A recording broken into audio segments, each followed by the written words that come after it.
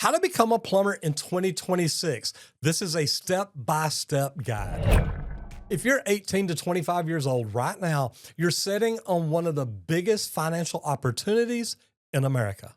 There's no massive student debt, no four-year degree required, no AI replacing you.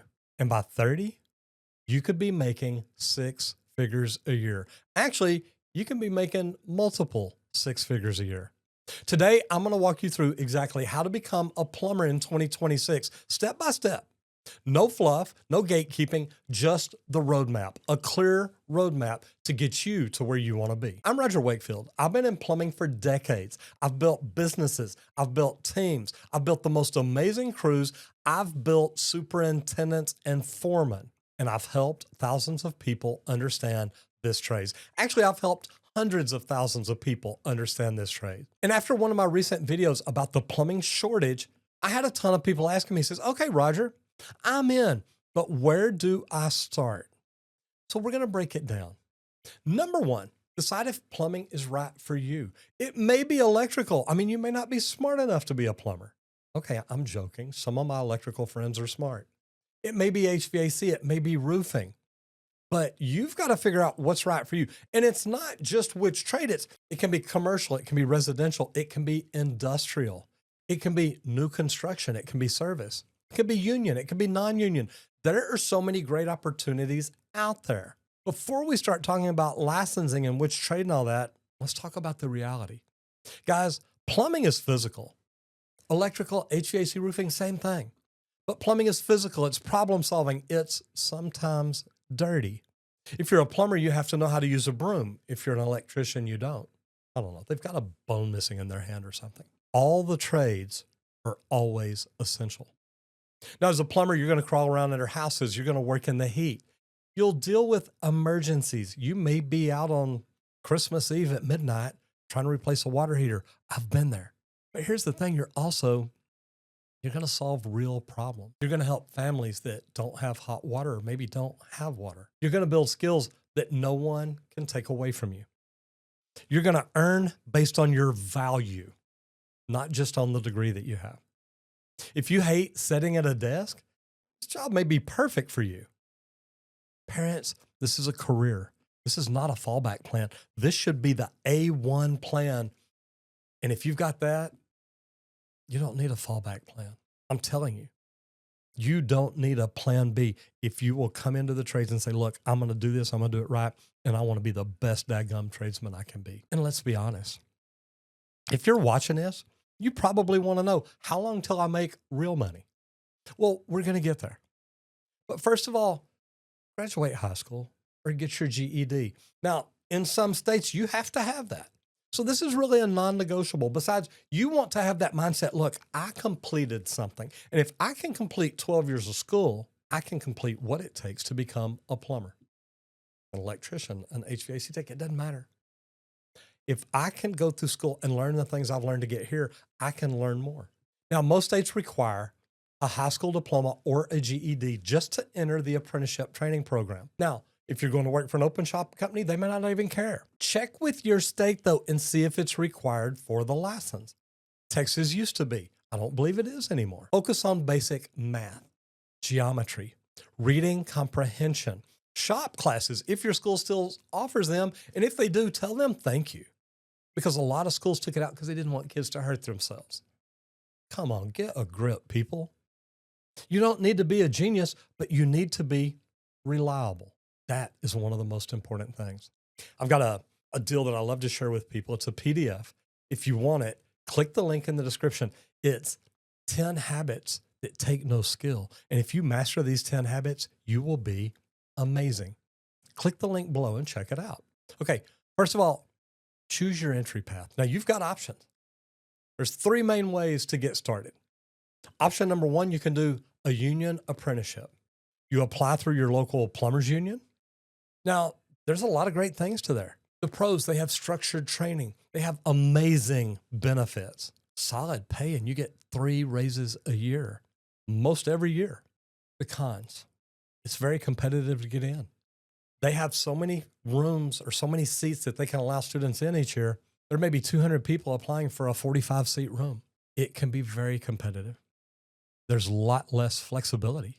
You've got to go to school at least 2 nights a week, or some schools it's you go 1 day a week, or some schools you go 1 week a month, but you've got to go to school. Now, option number 2, non-union. It's an apprenticeship. It's a helper. Apply directly to a local plumbing company doing the kind of plumbing that you decided you want to do. Is it commercial? Is it residential? Is it new construction? Is it service? Is it industrial? Walk in, shake their hand, say, hey, look, I want to get into the trades. I want to know if you're looking for helpers. Most companies right now are looking for helpers. Now, the pros, it's easier to get in. There's a lot more flexibility, and it's great for the entrepreneurial path, because if you want to own your own company, you're working at a small company that probably has an individual owner. Most of these large union contractors, they've got a team that own them, but there's cons to it too. The training quality, it varies. If you work with a great plumber, you may be great. If you work with a horrible plumber, guess what? You may be just as good as he is. Then there's option number 3, trade school. Now, a trade school is not required, but if you're one of those student type learners, you're like, look, I want to go in the classroom, I want to learn it. You can normally go to 2 years of school and come out and do pretty well. Trade schools, they give you a head start.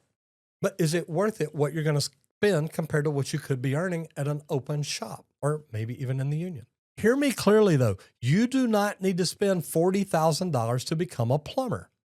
Most plumbers get paid while they learn, and you're avoiding massive debt. Now, if you're 28, 35, God, 45, I've even had an apprentice that was 55. You can still do this.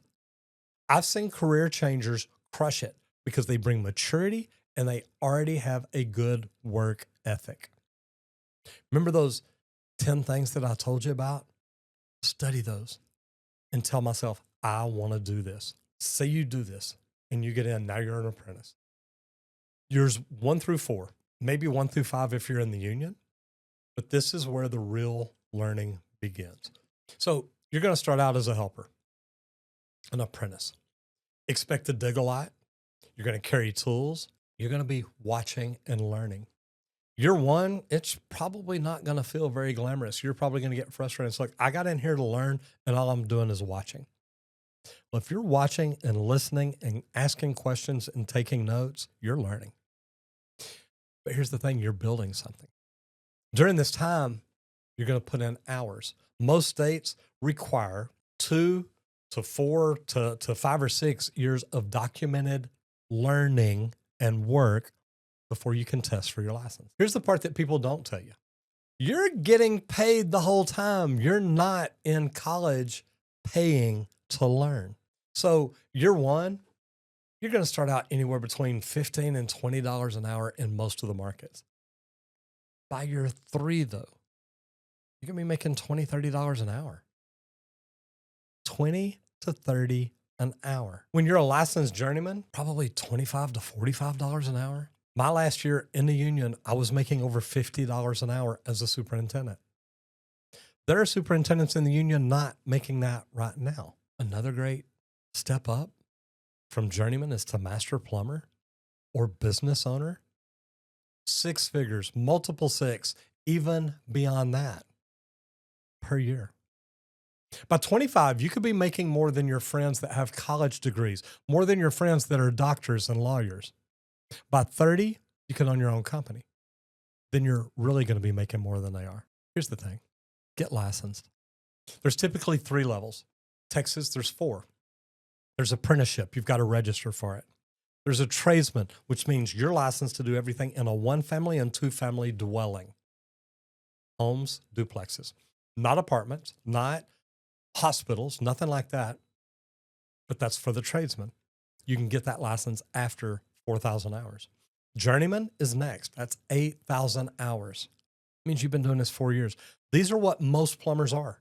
Most plumbers are journeymen. They get their journeyman license. They become a tool. They go to work every day. They make good money. They build homes and apartments and hospitals and industry. Then the next level is master plumber. That's where you become an RMP. That is where you set yourself apart from everybody else. Now you have the license and the the qualifications to go out and open your own company. Now, each one of these requires documented hours. Most states, you have to pass a state exam. You've got to understand the plumbing code. This is where studying really does matter. Code knowledge separates professionals from the handyman. Most handymen don't know what code is or why they're doing something the way they do it. And in 2026, the code is getting stricter, not easier. And that happens all the time. Here's the thing. Plumbers, this is why licensing matters. It protects the public. You've seen the poster. Plumbers protect the health of the nation. That is true. The licensing protects your income and it keeps the trade respectable. Choose your path. Once licensed, you have options. Residential service, commercial construction, industrial, new construction, remodeling, repair, service work, starting your own company, union, non-union. Look, I was plumbing 17 years before I ever joined the union. I love the union. A lot of great things about it. I just think Local 100 sucks. They blackballed me. They did me wrong. And I worked hard and made them a lot of money. Maybe you want to move into content creation like I did. There are kids out there right now that video themselves going to plumbing school and talking about it every day. The ceiling in plumbing is high. If you treat it like a business, not just a job, treat it like a profession, treat it like a career. Now, you want to build business skills, and you need to think about this when you're getting in. What is your game plan? What is your end game? Do you want to end up owning your own company? If so, make sure you're studying how to do things right. When you're walking the job and learning things, ask yourself, is this the right way to do this? Is this making this company money, or is there a better way to do it? Now, this is where plumbers either win or stall out. The technical skills make you employable. The business skills can make you wealthy. You need to learn communication, sales, ethical sales, not just pushy sales. Learn to give people options. You need to learn marketing. You need to learn leadership. You need to learn financial literacy, not just for you, but for your company. You can be the best plumber in town, but if you don't understand pricing and systems, you're going to struggle. AI cannot solder pipe, at least not yet. AI can't replace a water heater. AI can't troubleshoot a slab leak. These jobs are physical. They're local. They're essential. They're recession-proof. That is security that most industries do not have right now. Think long-term. If you're young right now, at 30, you could have zero student debt, a paid-off truck. You could have financial investments. You could have your own company. You could have freedom. Compare that to someone that's just finishing grad school. Both paths are honorable, but one starts building wealth immediately. For parents watching, we need to stop treating the trades like it's a backup plan. Plumbing is the infrastructure for every building. Plumbing is healthcare. Plumbing is public safety.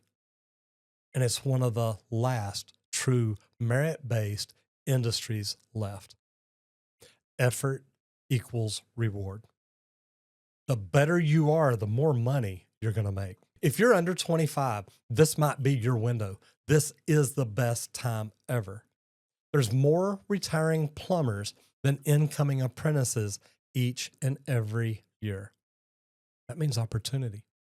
That means massive opportunity. If you're serious about getting into plumbing, leave me a comment. I'm in. If you want a video on how to get your first plumbing job or what to expect your first year, let me know down in the comments. And if you believe the trades deserve more respect, make sure you hit that subscribe button and ring the bell. If you're a plumber, I'd love to know your thoughts. Am I telling everybody the truth here? If you're a DIYer, have you thought about shifting over and becoming a full-time plumber, getting your license? And if you're a homeowner and you know someone that really could use something good in the future, you might share this video with them. I'm Roger Wakefield, and the future of plumbing might just be watching this video right now.